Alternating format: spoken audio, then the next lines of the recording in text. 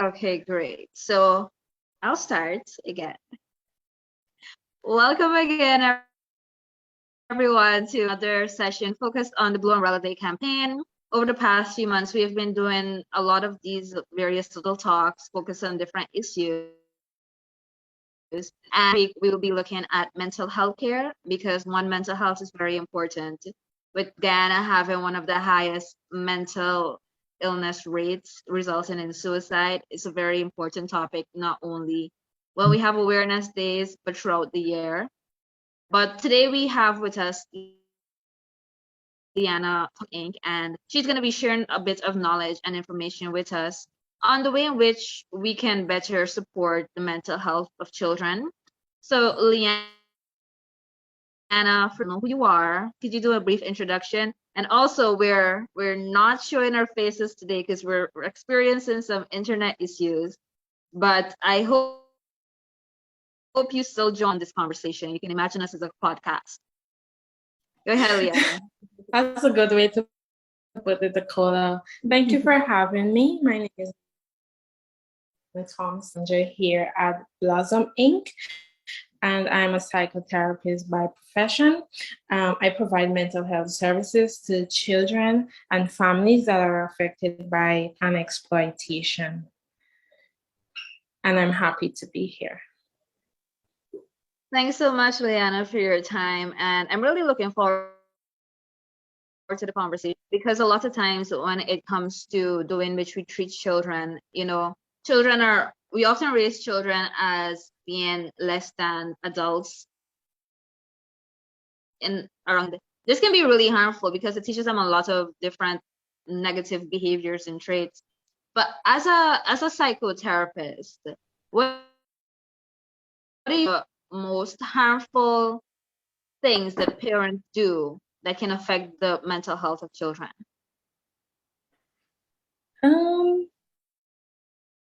Look at it in two aspects, where you have the psychological harmful behaviors that parents normally exhibit, and then we have the external factors. Under the psychological factors, our parents like to control the outcome of how our children turn out, or how the children, so that we have like bad communication. So instead of talking with our children, we talk to our children. Is like they're never a part of the dialogue or never a part of the decision making. Parents are sometimes non-responsive to the child's emotional, logical need, so they don't take into account how the child feels, about the child's thoughts, about their ideas, and it's not on the aspect of what the child wants and need in that moment. It's all about, okay, this is how I was brought up, so this is how I'm going to do it. Still negative impact that it's contributing to the child's well-being. And from an external factor is by corporal punishment, but through lashes, as we like to say, as Guyanese, everything that is being done that are not acceptable by parents is that reaction to beat or to hit a child, through shouting, through backward kind of punishment, backward, but through negative reinforcement, or it's never in a positive light in which we might actually discipline a child. And it's always through our control. As Guyanese parents, I think we're very egocentric. We always want to be the center of attention. So it's never about the child's needs, about the child wants. The parent think is right for the child, or what the parent think is right because that's how they were raised. And I think that's how I looked about when we talk about the harmful ways, the parental practices that we use in raising our children. Yeah, you make some really valid points, like the entire, it's so common, it has a saying, children must be seen and not heard, and it's something that you're frequently told as a child. you know, and like it makes me think of how and why parents do this. And a lot of times it's because they were told the same things. You know, they Yeah. might have a burning question, or, you know, children are just really curious and they always want, but they're Yeah. constantly just shut down and told that your questions are invalid, or, you know, Or you it's need not to a have respect and stuff. to know. Exactly. Yeah, exactly. And that's the thing. So I feel like, you know, because when they're children, they experience that. I think they Yeah. forget too how that used to make them feel. It's like a pattern now that they replicate. Yeah, it is, you know. And sometimes, and I must say that we are changing. You do see changes, but it's still, because if you look at the interaction with children today, or you look at the interaction with, whether in school or at, you know, an organization like Blossom Encourage Childing, you see it so timid and fearful to voice their opinion, you know. And so you get to thinking, what's happening in the household? What is the parenting style? You know, what are their being? You see it daily, but then at the same time, there is a positive where you can interact with some children, and they are so articulate in the way their opinions and their ideas and believing in it, while on the other hand, the other hand is not like that for some children. Exactly. Yeah, you do see some small changes, which are really good because, you know, as they say, change isn't something that just happens all at once as much as we would Yeah. want that. A slow process. It is really great to see the way in which a lot of parents are readjusting their behaviors and trying to be more mindful of their kids and how they Yeah. treat them. It is. So now that we have kind of, you know, highlighted some of the negative practices that can harm children, how do you think parents can raise their children to ensure that they grow into healthy, well-adjusted adults? What are some practices they can employ in their? As I said, communication is an important role, the way in which we communicate with our children, you know, and we can set healthy boundaries and empathy, um, and just build strong relationships with our children, whereby they feel like it's like creating like a children, whereby they can voice their opinion without being, you know, always thinking about there is a consequences coming if I say this, you know, um, you know, of independence, you know, not being overprotective, not being possessive, you know, allow children to be somewhat free, boundaries, setting routines and stuff like that. That's, for me, that's way in which you can start to foster healthy relationships with your children. So when they become adult, functioning adult of society, you know, well, healthy adults of society, Mhm. air quoting here, you know, whereby they can adjust in any situation and they're not of what outcomes might be, you know. Mhm. Yeah, exactly. I do feel that parents and, you know, a lot of times they tend to be overprotective they themselves might experience, but they don't know how harmful this can be for the children who grow up in environments that are not free and open. With boundaries, of course, but I think it comes another conversation about, you know, the culture of gentle parenting that just is not really something that exists within Guyana. I feel like a lot of persons tend to see gentle parenting as being kind of like a white people thing. How do you necessarily respond to that? But first, we must understand, like, maybe what gentle parenting is. Um, so I Yeah. think it's a parenting style that focuses on empathy, understanding, and boundaries. It focuses on building strong relationship between parents and their kids. And then parents who practice gentle parenting is open communication with their kids by teaching emotional intelligence and helping their kids to recognize their feelings, right?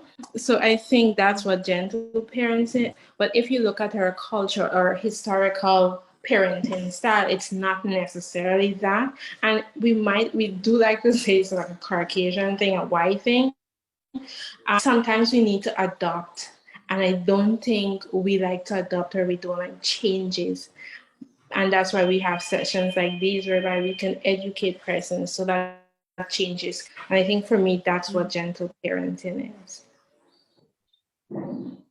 Yeah, exactly. And that's the thing. I do feel a lot of it is about adapting.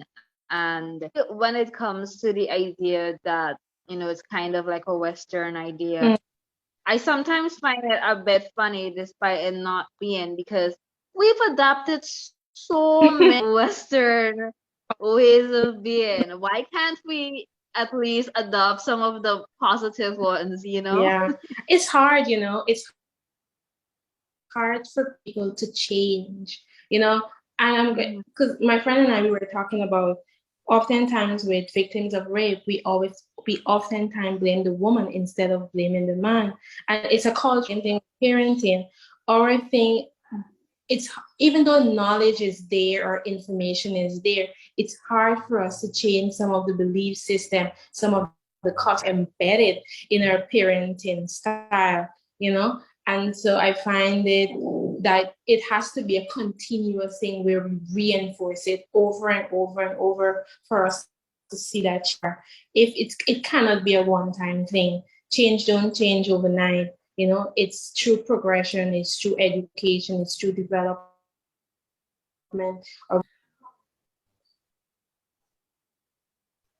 Exactly, exactly. You got to keep the fire burning on both ends, as they say. Because, we might think we have a one situation and you just look for instant results, but that isn't necessarily how it goes. Yeah. And then we also have the positive of what gentle parenting might look like and the benefits of it. It's like teaching your kids to make who they are and making decisions, believing in their opinions, or letting them know that their opinions matter. Through decision making within your parenting style. If you're gonna set rules in your home, allow the children to be part of the rule making. You don't make the not to do it, or if you do it, this is what's gonna happen. But allow them to be a part of that discussion, so whereby they understand to set the reasons why you're trying to set these boundaries, and give them a chance to ask questions and explore and expound. That way the child then understands, reason why you're setting this rule, instead of it being, I say this and don't question me and you have to do it, and so I think those are which we can start to integrate gentle parenting into our homes. It's little by little. We can't do it drastic.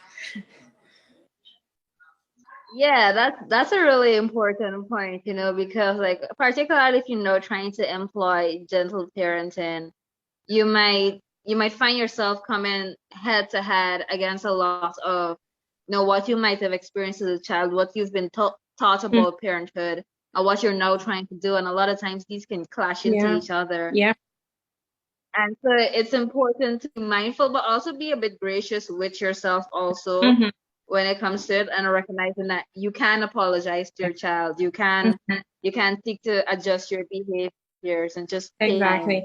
And because a lot of times when children disobey a caller, parents like to withdraw their love or their attention, and that is harmful stuff. Talk about it.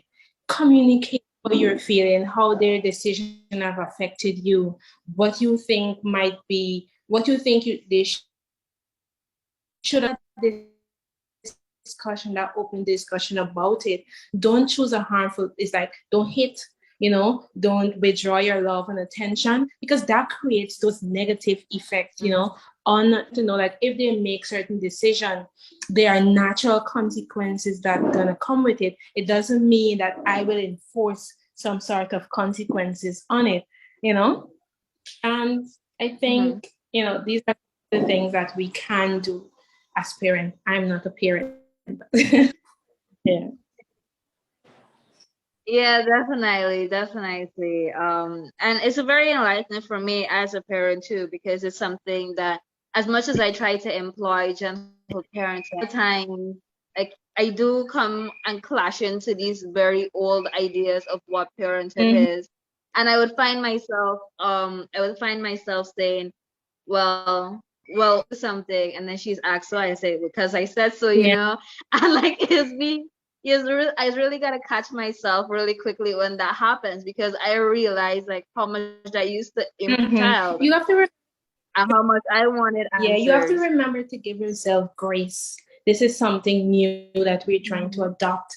It's not something that so you have to be gracious towards yourself and identifying it, identifying that, okay, these are my weakness or these are my areas that I need to strengthen or change. And then you allow yourself time to always be a perfect parenting. That's not a thing, but allow yourself grace, and taking it in doing that, you're doing in. So give yourself time, give yourself grace, and it will all come around. Exactly. And so, Leanna, you mentioned a bit about, Ben and so on. And a lot of times I found that children misbehave because of not only what they might be feeling internally, but what they feel they might allow. What do you think are some of the reasons that they act out, and why that might be? um the parents acting out, as behavioral expression of emotion that intentions communicate these emotions in a disguise way, as when are hurting a colon, and because there is not that open dialogue in the home, there is not that safe space in the home, you often times see school in the community and stuff like that. So with that being said, oftentimes it's just that they're emotionally struggling.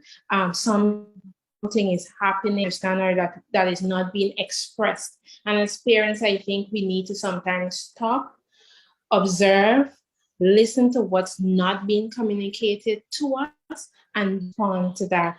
Because oftentimes it is in a disguised way of a hurt that is occurring or that a trauma that's occurring, and sometimes it's not of intention, but it's just a reaction to what's going on inside of the child. Mm-hmm. Yeah. Yeah, exactly. Because even as adults, internally, it impacts how you act. And so I feel like a lot of times children aren't given the same grace when it comes to their feelings and how they cope and make it known. Yep.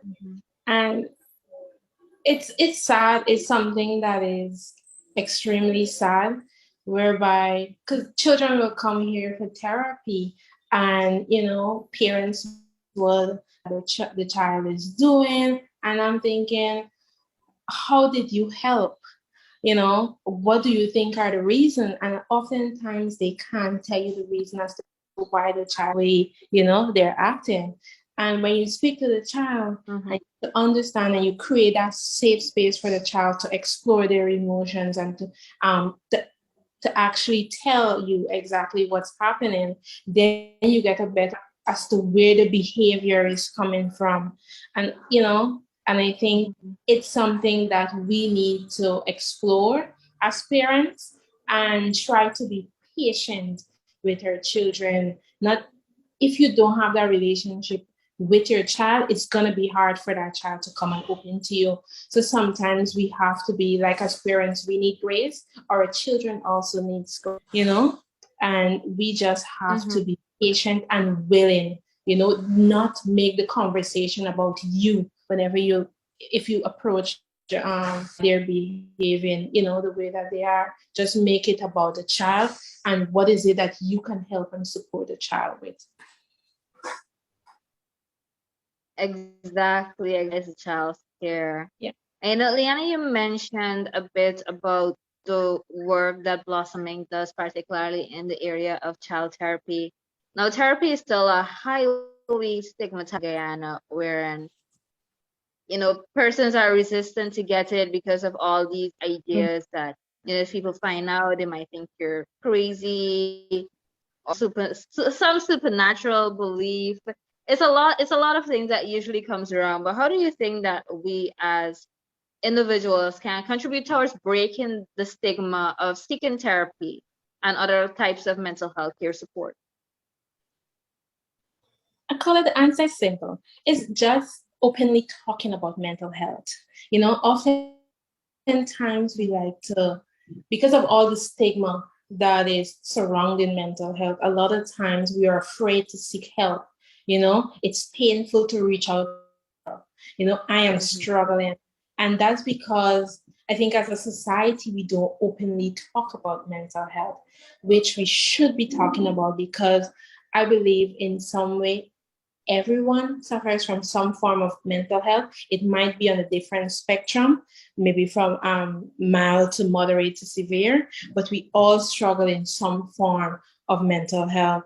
And a lot of times, as a cultural thing, we like to, I'm going to deal with my thing, not knowing how harmful that is, and there's a complete profession to deal with that. There's a whole career of professionals to deal with that sort of stuff, because they understand the mind, they understand the psychological impact of certain things, and it can be done through discussion just by starting that conversation as a society, making therapy available to people, because a lot of time there's not a lot of mental health services providers in one, and incorporating it into every aspect of our life, even for our workplace, because of the work that we do.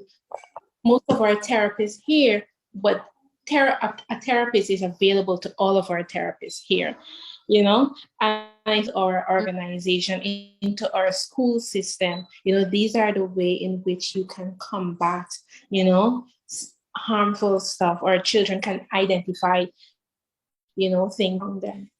Yeah, but we have exactly. Sorry to cut you. Were you about to make I said, but we have to start a conversation. Yeah, I completely agree with that, man. A lot of times you get caught up or hung up with the idea that is negative. Yeah. And in doing that, we just kind of go around with a lot of these internal thoughts and feelings that, they don't go away. They just manifest in different ways. Yeah. They just manifest differently. And so it's really important that children are able to access that type of healthcare, and parents are able to destigmatize therapy themselves, because it can really help a lot of healthy conversations between parent and child, or the child going through their lives into adulthood. Yeah. I know whereby we don't talk about our problems. We suffer in silence, and as a child growing up, in that, whereby anything that's affecting me, I keep it inside, because I didn't understand the importance of actually getting it out, or getting it with somebody who can then help me to understand my thoughts, my feelings, and stuff like that. And when I became an adult and I started working in the field that I am today, I realized for me to just talk. It's not like you're asking somebody, because oftentimes we do have the solutions to our problems, or oftentimes we do know what's happening with us and what times we just need somebody to talk it out with, and I think we have to break that culture whereby we think that, being vulnerable, or being open to an emotion is something bad, Yeah, we're taught that being resilient is the only way to be, and anything else is weakness, which is harmful, Yeah, it is. particularly when it comes to young boys and men, because there's a higher expectation for them to be resilient, experience trauma, and just continue to move through life Yeah. being, I'm using air quotes, being the strong men that they're supposed to be. Mm-hmm. A lot of violence within our society, because a lot of times it's young boys and men that walk around because they've never really had an opportunity to learn health strategies, how to talk through their anger, how to work through their emotions and stuff like that. Mm-hmm. And it's also why men have the highest suicide more than women. They're like 3 times more likely to commit suicide than women. Yeah, because men aren't trained to be emotional, you know? They're trained to be, say rock, but they're trained to be tough, Hmm. you know? And with that, Hmm.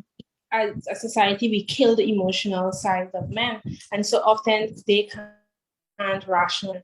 And so they often choose the path that is, more in alignment with, what they're taught to be. Um, like being authority, you know, being Hmm. misogynistic and stuff like that, So a lot of times it comes, you know, Yeah. and yeah. But I Yeah, exactly. It really comes back to our parenting and what we're taught. think one of I missed it. I think one of the best way, another best way that we can um help our children is spending time with our children, Aquila. Oftentimes we are busy and we have work and we have this activity and we have that activity. And a lot of times we don't time with our children, like being outdoors, going to the park, going to the zoo, going to dinner, and certain stuff. And we only are indoors. Indoors, we're on our gadgets, Hmm. And sometimes when I pass by the national park or you go into the gardens, you would see some families with their children, and you're thinking to yourself, this is how it should be for every household, because it teaches children something, Hmm. that we oftentimes think. Yeah, exactly. I mean, like a lot of times you get really caught up with survival that you tend to forget the important aspects of bonding with your child and ensuring that you have that quality time with them.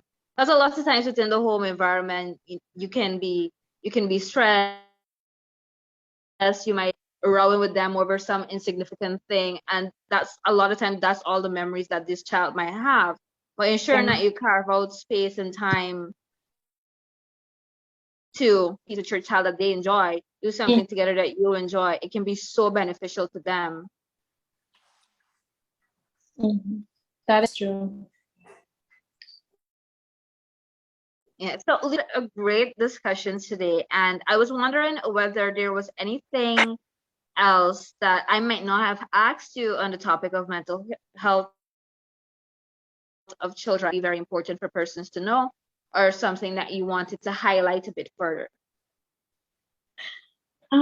Mental health is a great public health concern in Guyana, and I think we need to understand that, and I think we need to acknowledge that, and then seek help. And sometimes it doesn't have to be this drastic, thing, Mm-hmm. but it can be whatever small it is, and just reaching out for help is extremely important. And have those conversations, even with your children, even if with your even team member, Mm-hmm. and start to spread the word as to how important it is for us to have healthy mental health, whereby we can meet to a stage of optimal health. Because oftentimes we forget that there is a connection between mental and physical health. And a lot of times we address the physical physical health oftentimes neglect our mental health. And I think the two kind of go separate. They're intertwined in the middle. Because if you got in an accident and you broke your leg, it was a terrible accident. A lot of times we look after the broken leg, but a lot of times we don't deal with the trauma that comes from that accident where people can't go on a bike or go in a car and stuff like that. And that's because they didn't actually deal with those type of, trauma that came a car accident or a bike accident, right? So a lot of times we often neglect our mental health and focus on other aspects, not realizing that it's something that we overlook greatly as a society too. So I think that understanding that there's a relationship or a correlation between when you're seeking help, you make sure that you seek help for both. Exactly. I mean, from young, we were taught that if it's in your finger or a broken bone, we're taught how to care for things like that. But mental health rarely ever comes up, and we should have the same due diligence for ensuring that children what mental health is and certain coping strategies that they can use. Yeah. It is true, And as parents, our attention to our children, let's remove our own prejudice against how things should be, and as a child or as their own person, and they will go through life. Some of the experiences might be the same, but the result might not, or the outcome or the journey might not be the same. Patient with them, be a great support, be their advocate, in our parenting style, in our, in our role in our children's life, and enforce our values, and also be patient with yourself, be gracious with yourself, give yourself time to process this new type of careers for yourself, and that's what I want to say. Thanks so much, Liana. That was really insightful. And I want to thank you again for your time here today. I definitely learned a lot, and I'm sure that those who will be listening will also find this very informative. So thank you once again. Hope to connect again soon with you. I saw Ravinja. Yeah. Oh, Ravinja is here. Good afternoon. Yes. Oh, we're barely hearing you. You seem to be having some connection issues.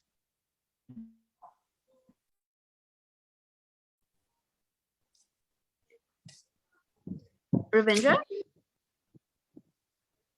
Okay. We seem to be having some connection issues with. We were now wrapping up the session, but hopefully we will be able to connect with you another time.